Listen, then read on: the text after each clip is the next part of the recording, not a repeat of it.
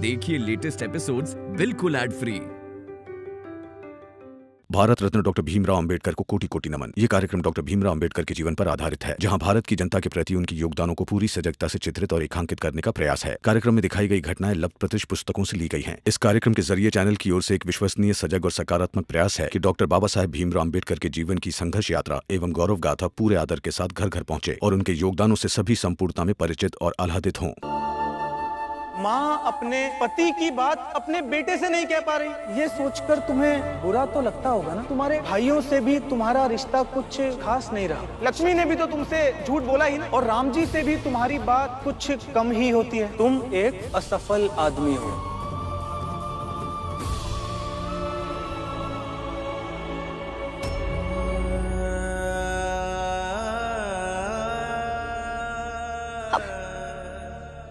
क्या हुआ आपको? आप रो क्यों रहे हैं? क्योंकि मैं हारा हुआ हूँ रमा। मैं एक हारा हुआ इंसान हूँ। हारा हुआ इंसान हूँ। नहीं, आप हारे हुए नहीं हैं। आप हार ही नहीं सकते।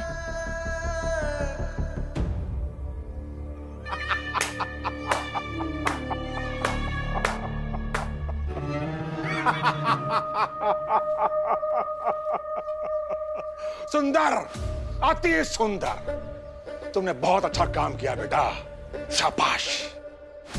उस भीमराव को अपने जन्मदिन पर अपने लोगों को आसपास देखकर ये लगने लगा होगा कि वो सबसे महान है, पर तूने आज ही साबित कर दिया कि वो हारा हुआ है। शाबाश मेरे बच्चे, शाबाश। भीमराव, अब खड़े होकर दिखाओ। क्योंकि एक तरफ तो तुम मन से हार गए हो और दूसरी तरफ तुम्हारा बाप बिस्तर पे पड़ गया है। अब देखिए, पहले अब शांत हो जाइए। ऐसे रोते हुए अच्छे लगते हैं क्या आप? मत रोइए ना, शांत हो जाइए।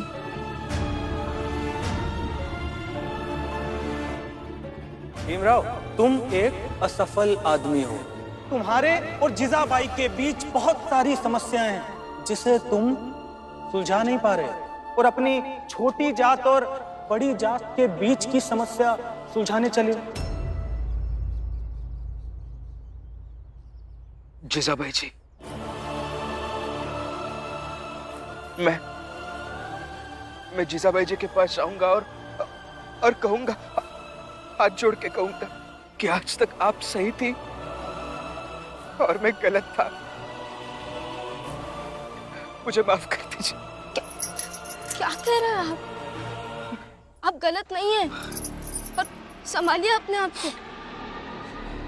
महिपाल जी के कहने पर आप इतने विचलित कैसे हो सकते हैं?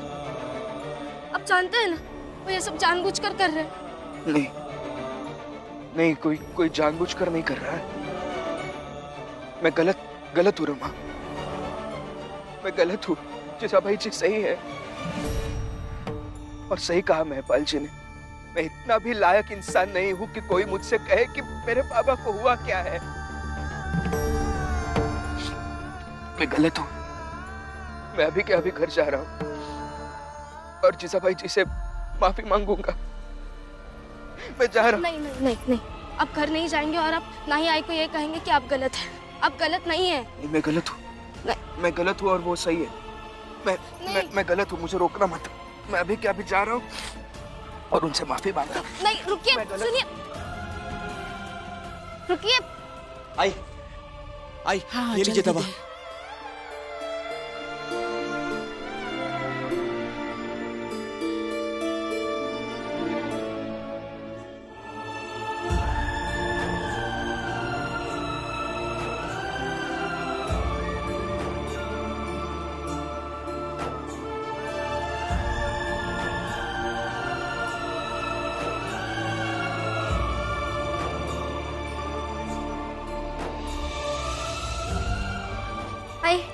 मैं दूध लाई। जब हल्दी डालकर गरम कर दे, उनको होश आएगा तो पिला दूंगी।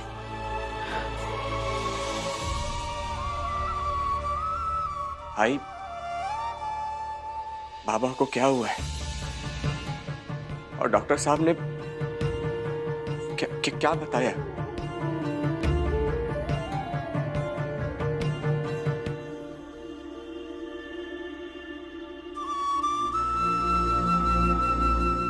आनंद, आनंद, बाबा को होश आ गया। बाबा, बाबा आप ठीक तो है ना? यहाँ कैसे आया? मैं सब बताती हूँ आपको, आप आराम कीजिए। सुनिए, रुकिए रुकिए रुकिए, ऐसे क्यों करने जा रहे हैं आप? ऐसे मत कीजिए। मैंने कहा ना रमा, मुझे छोड़ दो। मैं जो करने जा रहा हूँ मुझे करने दो। छोड़ो मुझे। रमा, क्या हुआ रमा? भीम, क्या हुआ? तुम दोनों इतने परेशान क्यों हो? बुआ, ये बाबा को लेकर पहले से ही परेशान है, और अभी वो रास्ते में महिपाल जी मिले थे, और आप तो जानते ही वो बस इन्हें चोट पहुंचाना चाहते हैं। इन्होंने उनसे कुछ बेमतलब की बातें की, और अब इन्हें लगने लगा है कि ये गलत है और आई सही है। आई से माफी मांगने जा रही है। हाँ। मैं रोक रही हूँ मगर सुन कहाँ रहा है। बुआ, आप ही समझाइए ना। किसी को समझाने की कोई जरूरत नहीं है बुआ। मैं जो करने जा रहा हूँ वो बिल्कुल सही है। छोड़ो मुझे। भीम, ये मेघनाथ और उनके बेटों की तो ना आदत हो चुकी है, उनसे हमारी खुशियां देखी नहीं जाती है। भीम को दर्द में देखकर उन्हें खुशी होती है। और बात रही जीजाबाई की, उसे तो सब जानते हैं ना कि वो कैसी है, और अगर उसने माफी मांग ली ना तो इस औरत की नौटंकी 7वें आसमान तक पहुंच जाएगी। रमा, हमें भीम को रोकना होगा। चल जल्दी। अभी आराम कीजिए आप। अब आपकी सेवा की जिम्मेदारी मेरी। जीवन भर आपको नाराजगी रही है ना मुझसे, अब उसके बदले मैं आपकी सेवा करूंगी। सो जाइए।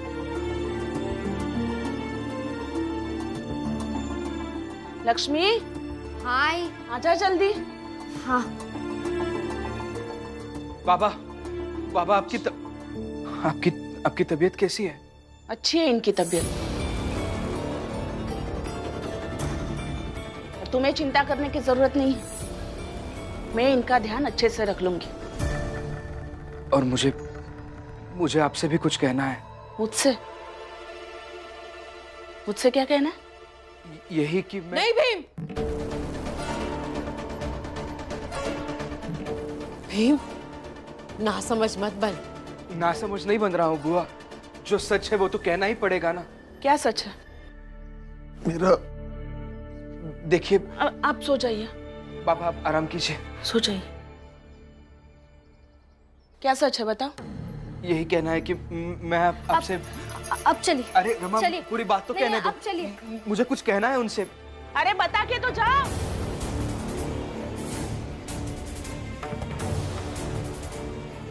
क्या संस्कार दिए बहू को? हमारे सामने हाथ पकड़कर पति को ले जा रही है। छोड़ो रमा, क्यों खींच के लेके आ रही हो? एक बार बात तो कर लेने दो ना। इसे खींच कर लाने के लिए माफ कर दीजिए, लेकिन कुछ भी कहने से पहले आपको मेरी बात सुननी ही होगी। परिस्थिति विपरीत होने पर जो सही को गलत कहे और गलत को सही कहे, ऐसे करोड़ों लोग हैं इस दुनिया में। मगर जो विपरीत परिस्थिति में भी सही को सही और गलत को गलत कहे, वो आप है। आपको ऐसे बनाने के लिए कई लोगों ने लड़ाइयां लड़ी। आपके बाबा इसी लड़ाई को लड़ते लड़ते बूढ़े हो गए। यहाँ तक कि अंबेडकर गुरुजी से लेकर किर्लोस्कर गुरुजी तक, और तो और आपके जात के वो लोग जो आप पर विश्वास रखते हैं, क्या उन सबका विश्वास तोड़कर आप आई से माफी मांगेंगे?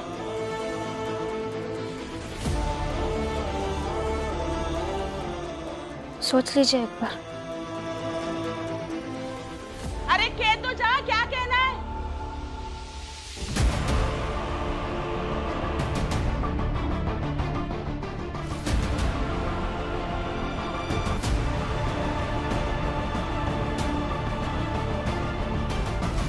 आप बताओ दीदी, आप बताओ, आपको तो पता होगा क्या कहना था उसको। यही कह रहा होगा कि डॉक्टर ने तुझे अकेले में जो कहा वो सबको बताती क्यों नहीं है। जीजा भाई, ऐसा डॉक्टर ने क्या कहा?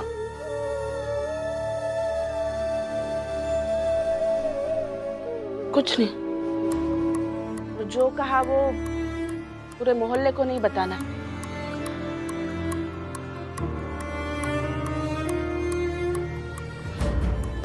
आपको अकेले में बता दूंगी, आप आराम कीजिए। आई दूध। हाँ जा, लीजिए, हल्दी वाला दूध पीजिए, लीजिए। भैया आप जाइए, तुम दोनों भी जाओ, मुझे मेरे पति से बात करनी है। जाओ। उठे, उठे।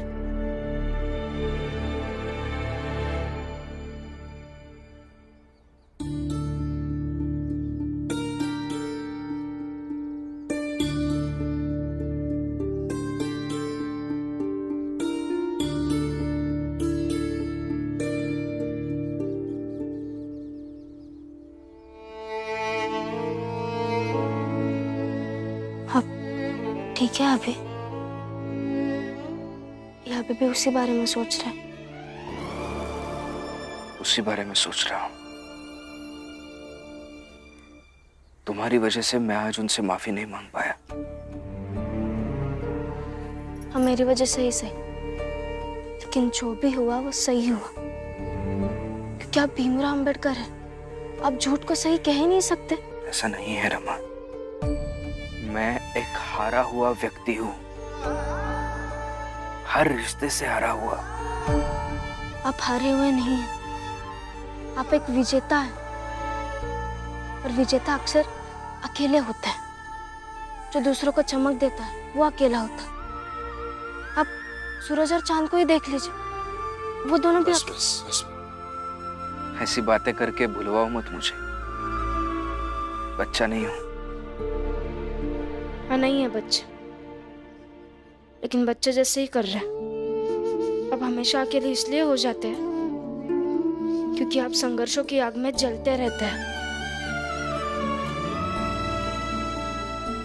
और जहाँ कोई चीज जल रही हो तो वहां के ताप से तो लोग दूर भागेंगे ही ना।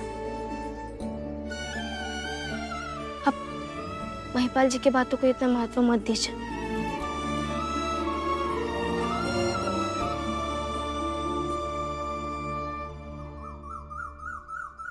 शोभा, शोभा, एक काम कर, थोड़ा धनिया और लौंग कूट कर दे दे। मैं जल्दी से जाकर भैया को दूध में डालकर पिला दूंगी तो ठीक हो जाएंगे। जब भी भैया बीमार होते थे ना, तब अक्सर मैं दूध में डालकर उनको पिलाती थी तो वो झट से ठीक हो जाते थे। शोभा, शोभा, शोभा, क्या हुआ? क्या हुआ शोभा? आई,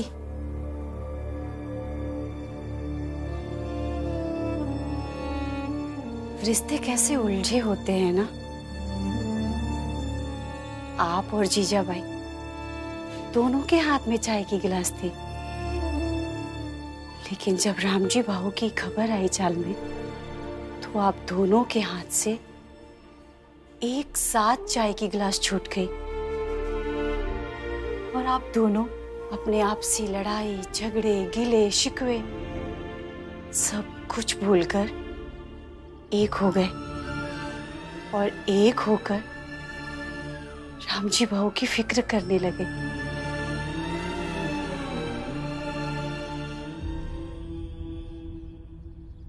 शोभा, दो लोगों के बीच के रिश्ते दोनों घरों के आमने सामने वाली खिड़की की तरह होते हैं। अगर समय समय पर खिड़कियां खुलनी बंद हो जाए तो उसमें जंग लग जाता है, वो जम जाती है। फिर कोई लाख कोशिश करे लेकिन खिड़कियां नहीं खुल पाती है। एक दूसरे को देखना भी बंद हो जाता है। जब मैं जीजा भाई को ब्याह करा के घर लेकर आई थी तो मुझे ऐसा लगा था कि वो भैया को, घर को संभालेगी, बच्चों को माँ का प्यार देगी। लेकिन उसने हमारा घर नरक बना दिया। इसीलिए मेरे और जीजा भाई के रिश्ते ऐसे हो गए। शायद हम दोनों ने अपने अपने घर की खिड़कियां खोलकर एक दूसरे को देखना ही बंद कर दिया। हाँ, लेकिन जब भी बीच बीच में तूफान आता है ना, तब हम अपनी अपनी खिड़कियों से झांक लिया करते हैं।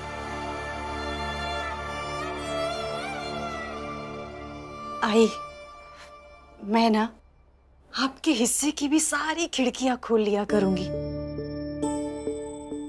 लेकिन आपके और मेरे रिश्ते को कभी भी जमने नहीं दूंगी। शुभा, जब नीयत ऐसी हो ना कि दूसरे के हिस्से की खिड़की भी खुद ही खोल दे, तब ऐसे रिश्ते जम नहीं सकते हैं। उसमें कभी भी जंग नहीं लग सकता है। जा, धनिया और लौंग कूट दे, मैं भैया को देकर आती हूँ। जा।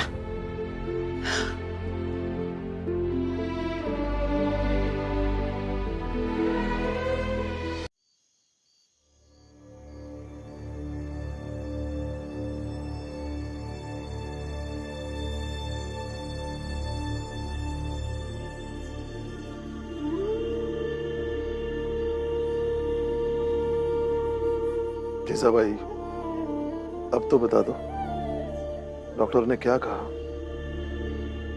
बस इतना ही कहा कि आपका अच्छे से इलाज कराना होगा।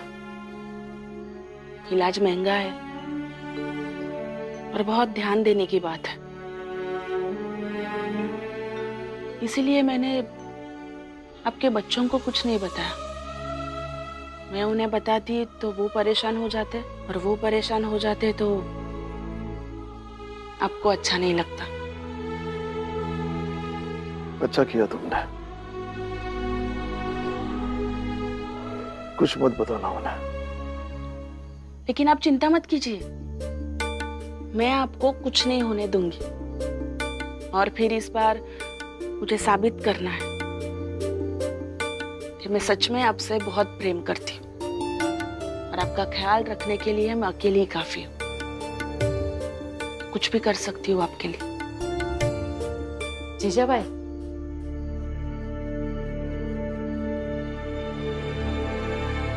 जीजा भाई, ये धनिया और लौंग का चूरन है। इसे दूध में पीने से ही इन्हें आराम मिलता है।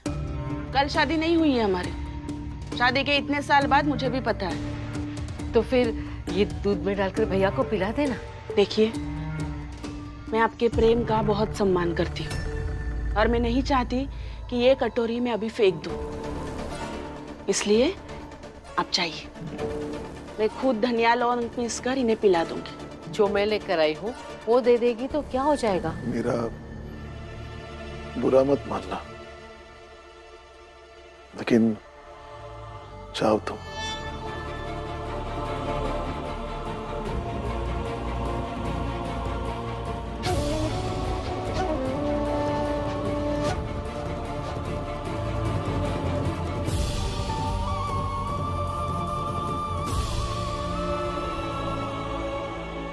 मैं आपके लिए धनिया और लौंग पीसकर दूध में मिला के लाती हूँ। अब आराम कीजिए।